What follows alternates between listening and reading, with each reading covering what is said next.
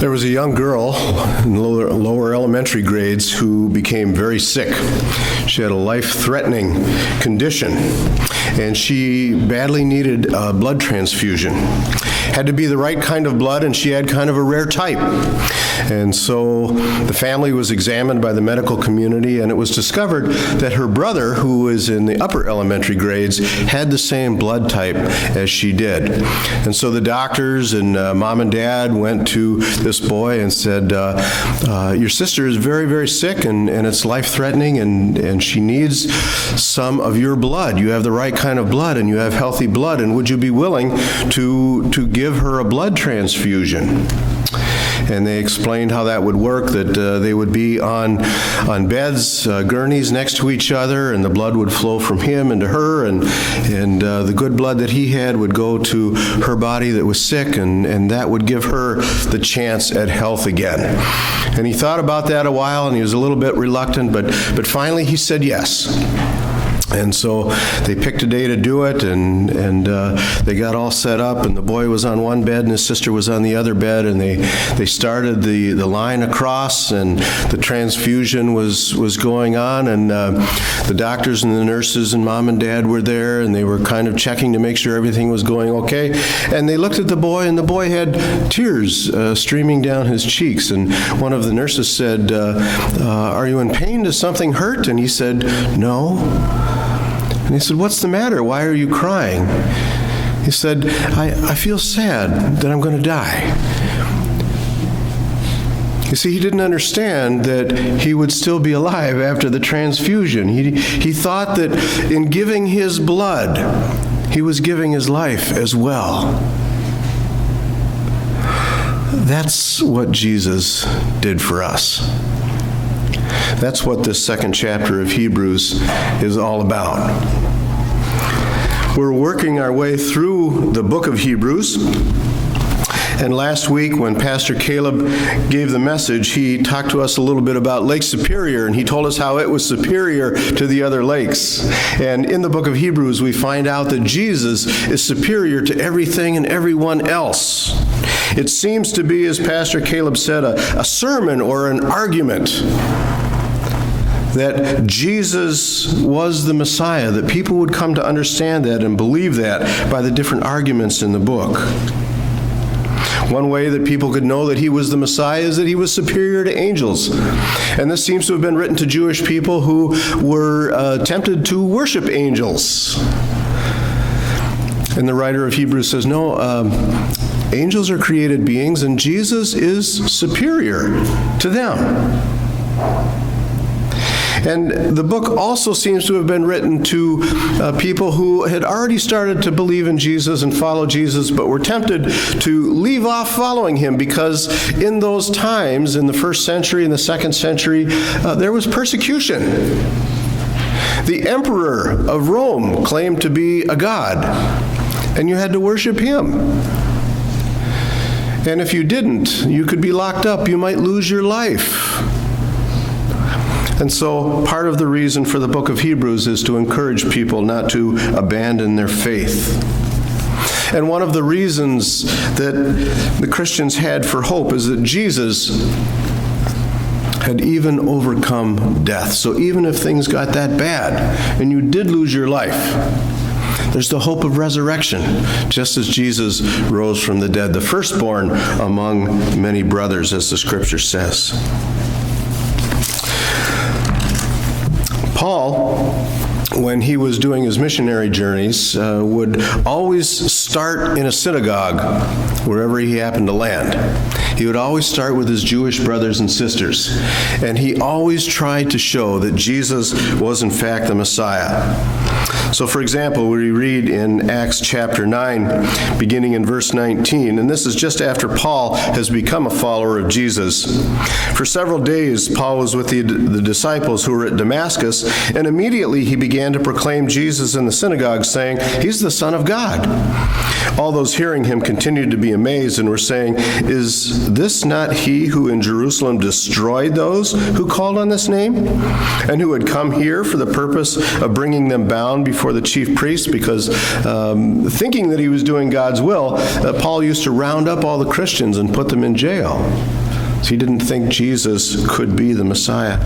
But Saul, his name was Saul before God changed it to Paul, Saul kept increasing in strength and confounding the Jews who lived at Damascus by proving that this Jesus is the Christ. Christ being the Greek way of saying Messiah, Messiah being the Jewish word that means the one that God has picked out for special service, and the special service for which he was picked out was to rescue the world from sin, to save the world, and to be Lord.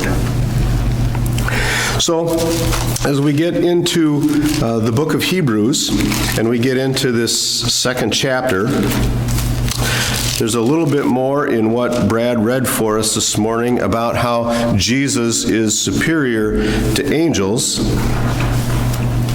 We read, God did not subject to angels the world to come, concerning which we are speaking. But one has testified somewhere, saying, "What is man that you remember him, or the Son of Man that you are concerned about him? You've made him for a little while lower than the angels. You've crowned him with glory and honor, and have appointed him over the works of your hands, and you've put all things in subjection under his feet."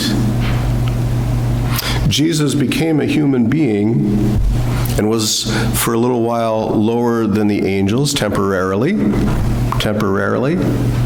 even though he retained all the attributes of God, although he gave up the rights and privileges of God for a little while. And that's a quote from Psalm chapter 8. It's kind of interesting. The writer of Hebrews uses a lot of Old Testament quotes to make his argument, prove his point that Jesus is the Messiah. And it's kind of funny that he says, it says somewhere. It's in Psalm 8. I can remember my friend Dave Anderson when we were in preaching class in seminary, and he got up to give one of his first sermons, and he says, "It says somewhere." And we all gave him a hard time and said, "You should have looked that up. You should know where that's from." But he was in good company because the writer of Hebrews does it too. But just for the sake of completeness, it's out of Psalm 8 that he makes this quote. And he shows that people are just a little bit lower than angels, and Jesus became just a little bit lower than angels when he was a human being, when he became one of us. But eventually, all things are going to be put in subjection under his feet. And so there's a little comment in verse 8 that not everything is subject to Jesus yet. The hope of the writer was that all things, and especially the readers, would become subject to Jesus, just as people subject themselves to a king or to someone who is superior. That's hard for us to do because we really don't want to be subject to anybody. We want to be the captains of our own destiny, the masters of our own fate. Personal freedom is a very high value for most people in the world, and especially for Americans, even evangelical Christian Americans. But all things properly are to be subject to Christ, who is the Lord. We want to think a little bit today about the sacrifice that Jesus made. And I want to say three things about it. First of all, that the sacrifice that Jesus made was a sacrifice of heavenly rights and privileges. We read in verses 9 through 13, "We do see him who was made for a little while lower than the angels, namely Jesus, because of the suffering of death, crowned with glory and honor, so that by the grace of God he might taste death for everyone. For it was fitting for him, for whom are all things, and through whom are all things, in bringing many sons to glory, to perfect the author of their salvation through sufferings. For both he who sanctifies and those who are sanctified are all from one Father. For which reason he's not ashamed to call them brethren, saying, I will proclaim your name to my brethren. In the midst of the congregation I will sing your praise, and again I will put my trust in him. And again, behold, I and the children whom God has given me. And all these quotes from the Old Testament are designed to show that Jesus became a person. He became a person. He was a brother to every man or woman, boy or girl. He was a human being. As Pastor Caleb pointed out last week, we have these two candles on the altar which remind us that he was fully God and he was fully human, both at the same time. But he was fully human. He became a human being in order to go through the suffering that was necessary,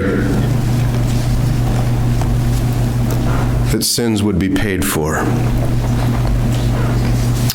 So, the sacrifice that he made was, first of all, a sacrifice of his heavenly rights and privileges. He gave up some of the rights and privileges of being God in order to be confined in a human body. We call that the Incarnation. Incarnation is kind of a big word that just means you get a body.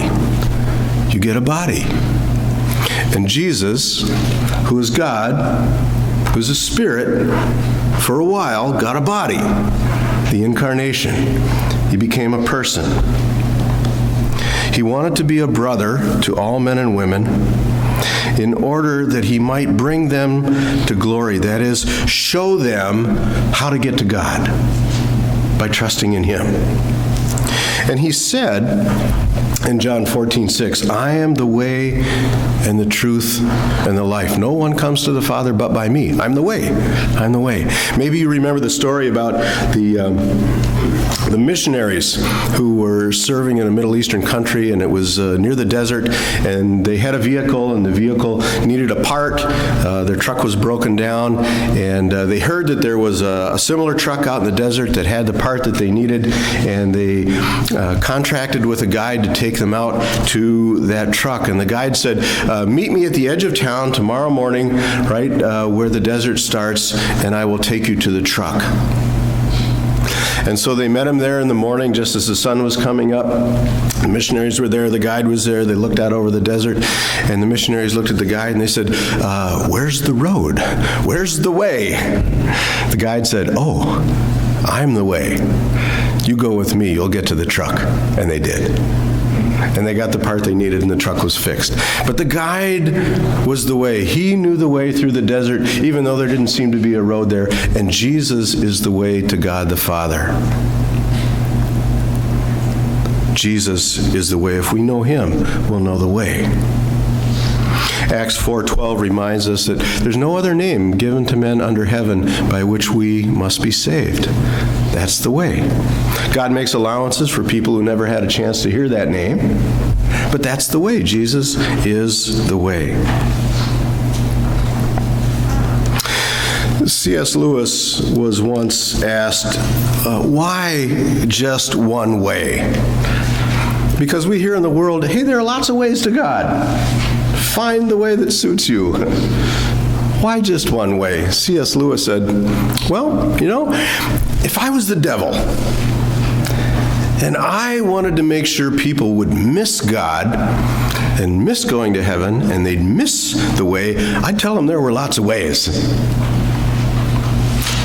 And then people would be out on all those different ways and they'd miss God for sure.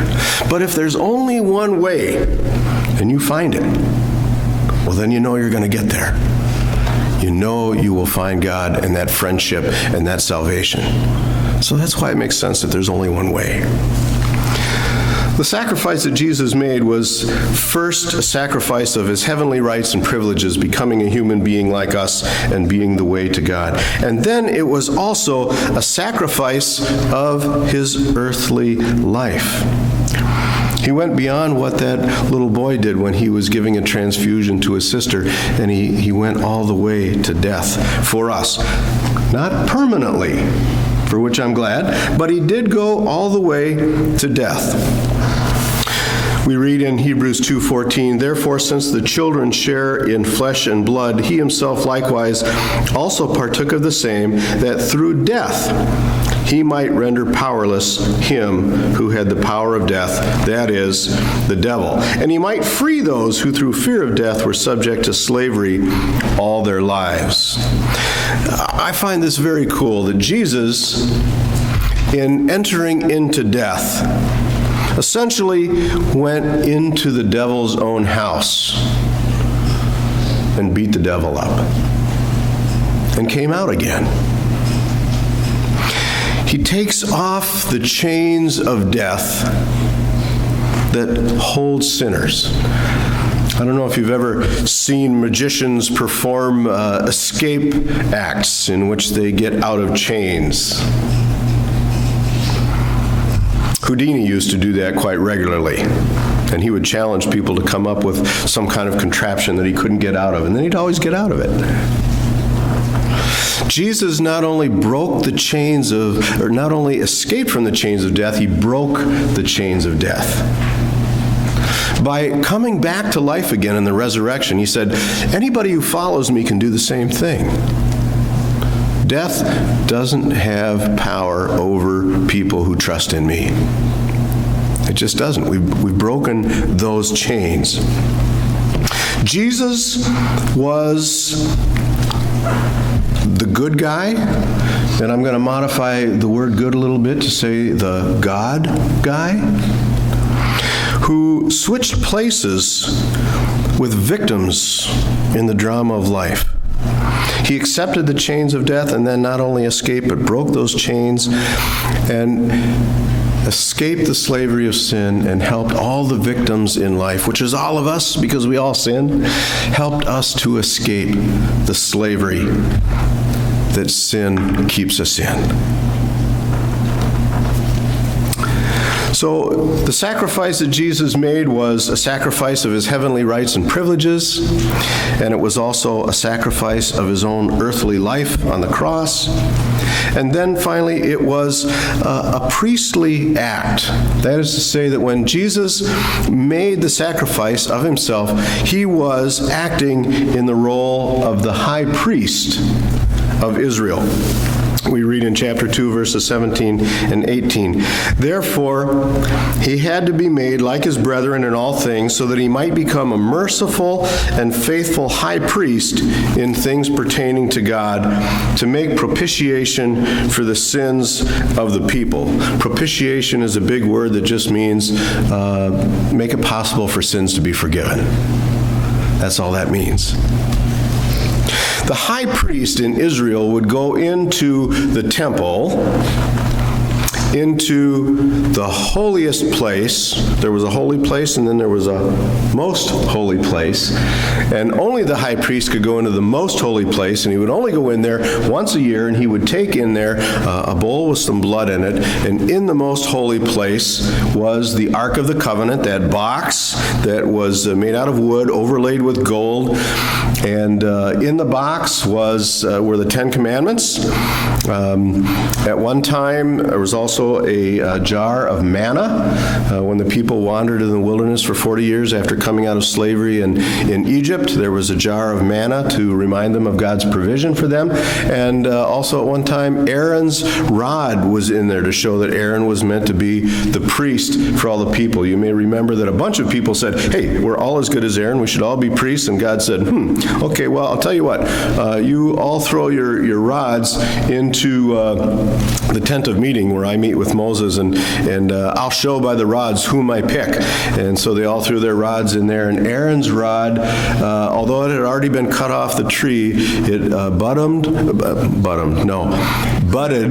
and blossomed. Budded is a combination of budded and blossomed. Yeah, new word. Yeah, probably was yellow. Aaron's rod budded and blossomed and grew almonds, and nobody else's did, and so that's how they knew that Aaron was chosen to be the high priest. But that is what was in the Ark of the Covenant. And once a year, the high priest would go into that most holy place, and he would sprinkle the blood. On the lid of the Ark were two angels facing each other, and between the two angels was called the mercy seat, and the blood was sprinkled right there. It was a sacrifice made to God, and God would accept the blood of the lamb in exchange for the blood of people who really deserve to die for their sins, but God said, we'll let the lamb's blood suffice. And the high priest was the one who went in to gain that forgiveness for the people. And so Jesus, in giving up his own life, was acting in the role of the high priest. And here's a really curious thing. He was acting as high priest and the lamb that was sacrificed both at the same time. He could go before God in the role of high priest, and he could be the sacrificial lamb offering his own blood for the forgiveness of our sins. And he achieved what we call atonement, another big word, but if you break it up, it's at one meant.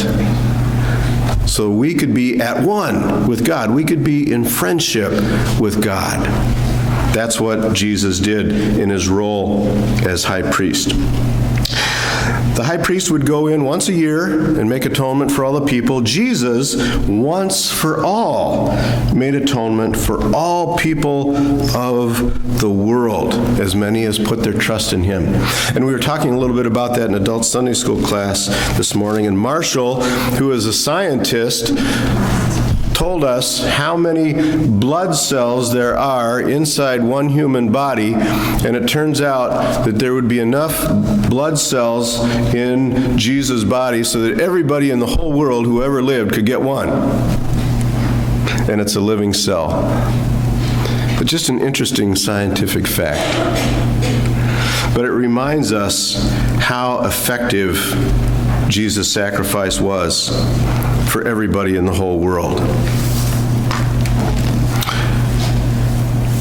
Why did Jesus do this? Why did he make the sacrifice? One reason. He loved us. He loved us. Jesus said in John 15:13, "Greater love has no man than this, that a man lay down his life for his friends." We were his friends. He wanted us to keep being his friends. He did not want sin to ruin us. He did not want death to be able to ruin us. And so he gave his life that sin could be defeated in the devil's own house, and death could be defeated as well. He loved us. We're going to share in the Lord's Supper here in just a moment. It's a reminder to us, more than a reminder, it's a reenactment of the sacrifice that Jesus made for us. He became like us, said Athanasius, an early church father. He became like us, human, so that we might become like him, not divine, but immortal. Immortal means not negatively affected by death. He became like us so that we might become like him. What wonderful love. Amen.